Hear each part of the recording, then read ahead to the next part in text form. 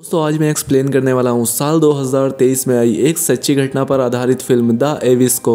इस कहानी में हमें स्वीडन के एक ऐसे इलाके को दिखाया जाता है जहाँ पर काफी समय से माइनिंग का काम हो रहा था। यहाँ पर खदानों से लोहा निकाला जाता था, लेकिन हद से ज्यादा माइनिंग की वजह से इस इलाके की जमीन पर एक बुरा असर पड़ा। यहाँ पर भूकंप आना एक आम बात हो गई। इस शहर की इमारतें तबाह होने लगी और जगह जगह बड़ी बड़ी दरारें आ गईं। जो लोग यहाँ पर पहले से ही शिफ्ट थे उन्हें दूसरी जगह पर भेजा जाना था, क्योंकि यहाँ पर एक बड़ी तबाही आने वाली थी। फिल्म की शुरुआत एक नरेशन के साथ होती है जिसमें हमें बताया जाता है कि स्वीडन की हिस्ट्री का सबसे बड़ा भूकंप इसी कैरोना नाम के इलाके में आया था, क्योंकि दुनिया की सबसे बड़ी अंडरग्राउंड माइनिंग है और अगला झटका कब आएगा इसके बारे में किसी को कुछ नहीं पता। इसके बाद हमें इसी शहर के कुछ टीनेजर्स को दिखाया जाता है जो कि एक रिस्ट्रिक्टेड एरिया में पार्टी कर रहे थे। अब उन्हीं में से एक लड़का जो नशे में था एक दरार के पास पेशाब करने जाता है।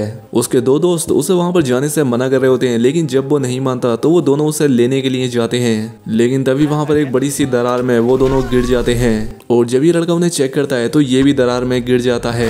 इसके बाद हमें इस कहानी की मेन कैरेक्टर फ्रेगा को दिखाया जाता है जो कि इस माइनिंग की हेड ऑफ सिक्योरिटी है और वो माइनिंग एरिया में हो रही हलचल को रिएक्टर स्केल पर जांच करने के लिए यहाँ पर आई थी। वो यहाँ पर एक खराब हुए इक्विपमेंट को चेंज करती है और इसके बाद सीधा स्टेशन पहुंचती है दाविर को रिसीव करने के लिए, जो कि उसका न्यू बॉयफ्रेंड था। जिसके बाद ये दोनों घर पहुंचते हैं क्योंकि आज फ्रेगा के छोटे बेटे सिमोन का बर्थडे था। फ्रेगा अपने एक्स बॉयफ्रेंड तागे के साथ सिमोन के रूम में बर्थडे केक लेकर जाती है ताकि उसे सरप्राइज दे सके, लेकिन सिमोन यहाँ से गायब था। लेकिन इससे पहले कि इसके बारे में कोई बात कर पाते यहाँ पर एक जोरदार भूकंप का झटका आता है। फ्रेगा यहाँ पर अपनी बेटी मीका से सिमोन को ढूंढने को कहती है और खुद फ्रेगा माइन की तरफ जाने का डिसाइड करती है। साथ ही वो ये भी नोटिस करती है कि इस बार का ये भूकंप के झटके की तीव्रता 3.8 थी, जो कि अब तक के झटकों में सबसे ज्यादा है।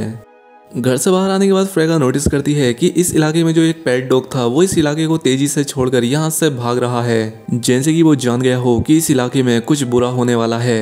खैर अब इसके बाद फ्रेगा अपने बॉयफ्रेंड और एक्स हस्बैंड को लेकर माइन पर पहुंचती है, क्योंकि माइंस के इन पहाड़ों को फ्रेगा से बेहतर कोई नहीं जानता था। और अब इन्हें माइंस पर पहुंचने पर पता लगता है कि माइंस के अंदर सिर्फ 108 वर्कर हैं जो कि भूकंप की वजह से अंदर फंस गए हैं और अब उन्हें बाहर निकालने का काम शुरू हो जाता है। दूसरी तरफ फ्रेगा का एक्स हस्बैंड और उसका बॉयफ्रेंड आपस में बात करते हैं, जहां पर तागे यानी कि उसका हस्बैंड उसके बॉयफ्रेंड से कहता है कि फ्रेगा के पास डिवोर्स के पेपर पिछले 6 महीनों से पड़े हैं, लेकिन उसने उन पर साइन नहीं किया है। जिस पर दाविर कहता है कि तुम चिंता मत करो, वो किसके साथ रहना चाहती है वो ये खुद ही डिसाइड कर लेगी। और दूसरी तरफ फ्रेगा माइन के अंदर क्या हुआ है इस बात को जांचने के लिए अपने एक कलीग के साथ माइन के अंदर खुद ही जाने का फैसला करती है। उसके साथ तागे भी जाता है क्योंकि माइन का हेड तागे ही था।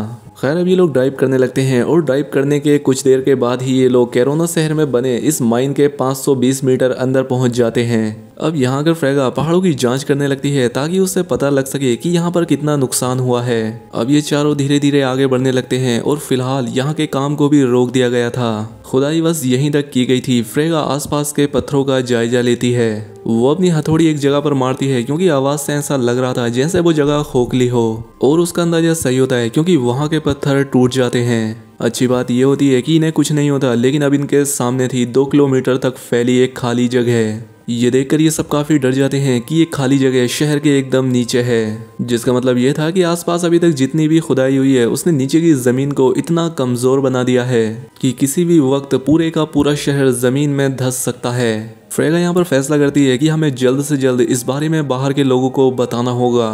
अब क्योंकि इतनी गहराई में नेटवर्क भी नहीं आ रहे थे, इसलिए वो अपने लोगों से कांटेक्ट भी नहीं कर पा रही थी। ये लोग यहाँ पर बात कर ही रहे होते हैं कि तभी फिर से जमीन हिलने लगती है और बड़े बड़े पत्थर गिरने लगते हैं। फ्रेगा सभी से कहती है कि सभी जल्दी से रेस्क्यू चैम्बर की तरफ भागो, क्योंकि इसी खदान में कुछ कुछ दूरी पर ऐसे लोहे के चैम्बर बनाए गए थे। ये सभी लोग खैरियत से उस रेस्क्यू चैम्बर में जाकर खुद को लॉक कर लेते हैं और सब कुछ ठीक होने का इंतजार करने लगते हैं। बाहर टाउन में हमें दिखाया जाता है कि फेलिसिया नाम की एक लड़की का छोटा भाई अपने घर के ग्राउंड में खेल रहा था। अचानक से वहां की रेत धंसने लगती है, जिससे वो बच्चा भी जमीन में जाने लगता है। उसके फादर और सिस्टर सही समय रहते उसे बचा लेते हैं। इसके बाद वो फायर ब्रिगेड वालों को इस हादसे के बारे में यहाँ की जानकारी देते हैं। फेलिसिया असल में मीका की गर्लफ्रेंड भी है। मीका अपने भाई को ढूंढने में लगी हुई थी, साथ ही उसकी कार भी गायब थी। दोस्तों से उसे पता लगता है कि वो किसी पार्टी में गया था। मीका को अपनी गाड़ी भी मिल जाती है जिसमें उसी के स्कूल का एक लड़का बैठा था। मीका को बहुत गुस्सा आता है, वो उससे लड़ने लगती है और वो लड़का अपनी जान बचाकर भागने लगा। मीका उसके पीछे थी। सड़क पर मीका को इस तरह भागता देखकर दाविर अपनी कार रोक देता है। वो इन्हें लड़ने से रोकता है और मीका से वजह पूछता है कि वो इस लड़के को क्यों मार रही है, जिस पर मीका कहती है कि इसने मेरी गाड़ी चुराई। साथ ही वो उससे अपने भाई साइमन के बारे में भी पता करती है, जिस पर वो लड़का कहता है कि वो स्कूल के बाद पार्टी में गया था, लेकिन कहाँ ये उसे पता नहीं था। अब मीका को अपने भाई की फिक्र होने लगती है, इसीलिए वो दाविर से हेल्प मांगती है। वहीं दूसरी तरफ फ्रेगा और उसके साथी अभी भी उसी रेस्क्यू चैम्बर में फंसे हुए थे।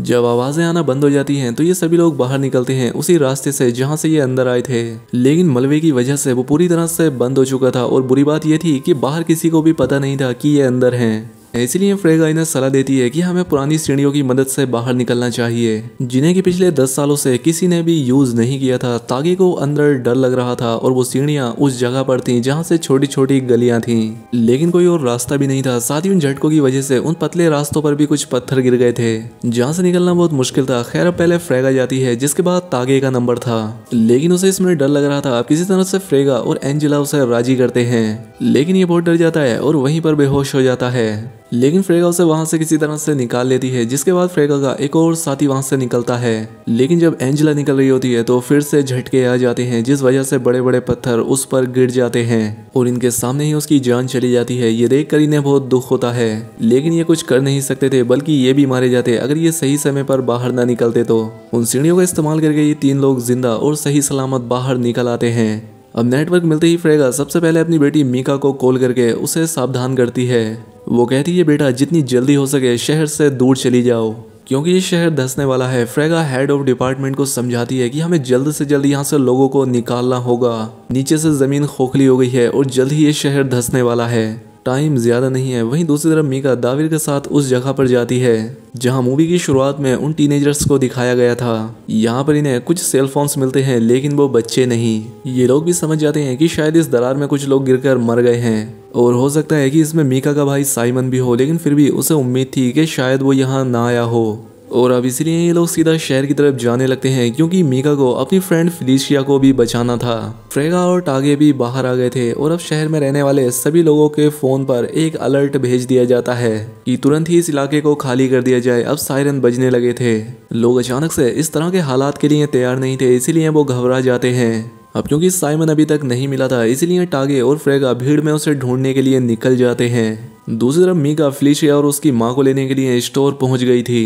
वो उन्हें अपनी कार में बिठाकर वहां से दूर ले जाना चाहती थी, लेकिन अब देर हो चुकी थी। एक बार फिर से जमीन हिलने लगती है और बड़ी बड़ी दरारों की वजह से इनकी गाड़ी जमीन में धंसने लगती है। उस वक्त दाविर एक बुजुर्ग औरत की मदद कर रहा था जो कि बेहोश हो गई थी, लेकिन दाविर जब देखता है कि मीका खतरे में है तो वो जल्द ही उसकी तरफ भागता है। मीका का सीट बेल्ट अटक चुका था।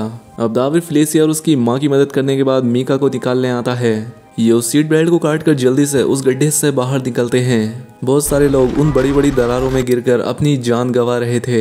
दरार तेजी से बढ़ रही होती है, जिससे बचकर ये सभी लोग भाग रहे होते हैं, लेकिन आखिर में एक इतना खतरनाक झटका आता है कि एक पहाड़ को 2 टुकड़ों में बांट देता है। धूल का एक बवंडर चारों तरफ फैल जाता है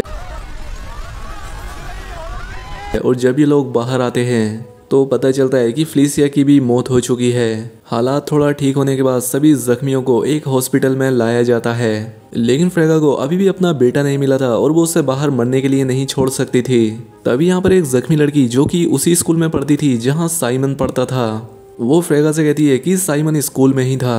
यहाँ पर दाविर और तागे की आपस में लड़ाई भी हो जाती है, क्योंकि तागे दाविर के पास एक शादी की अंगूठी देख लेता है, क्योंकि दाविर फ्रेगा को शादी के लिए प्रपोज करने वाला था। फ्रेगा आकर इनका झगड़ा रोकती है और कहती है कि हमें साइमन के स्कूल जाना होगा। यहाँ पर बहुत सारे लोग मारे गए थे। अब फ्रेगा और तागे हर एक का चेहरा देखने की कोशिश करते हैं कि कहीं इनमें साइमन तो नहीं है।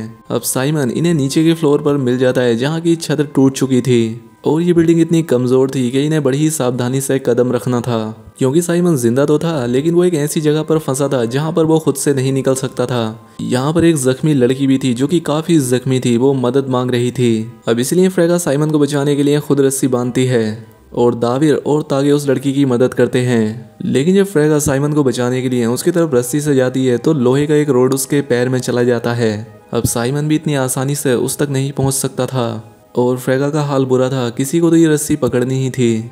लेकिन मीका बिना किसी की सुने तुरंत अपनी माँ की मदद करने जाती है।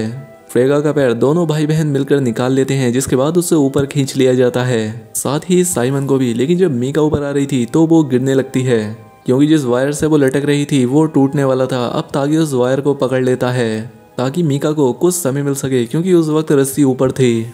लेकिन इस सब में इतनी देर हो जाती है कि तागे उस दर्द को बर्दाश्त नहीं कर पाता और उसकी जान चली जाती है। लेकिन हाँ, वो अपनी बेटी को बचा लेता है। मरते मरते तागे दाविर से कहता है कि मेरे परिवार का ख्याल रखना। और अब रेस्क्यू वाले भी यहाँ पर पहुँच चुके थे, जो कि इन्हें बाहर ले आते हैं। आधे से भी ज़्यादा शहर तबाह हो चुका था, बहुत से लोग मारे गए थे। और अब इसी के साथ ये फिल्म यहाँ पर ख़त्म हो जाती है। तो दोस्तों, उम्मीद करता हूँ कि आपको ये वीडियो पसंद आई होगी। अगर वीडियो अच्छी लगी हो तो वीडियो को लाइक और कमेंट करके ज़रूर बताएं। और अगर चैनल पर पहली बार आएँ तो चैनल को सब्सक्राइब भी कर लें। मिलते हैं हमारी अगली वीडियो में।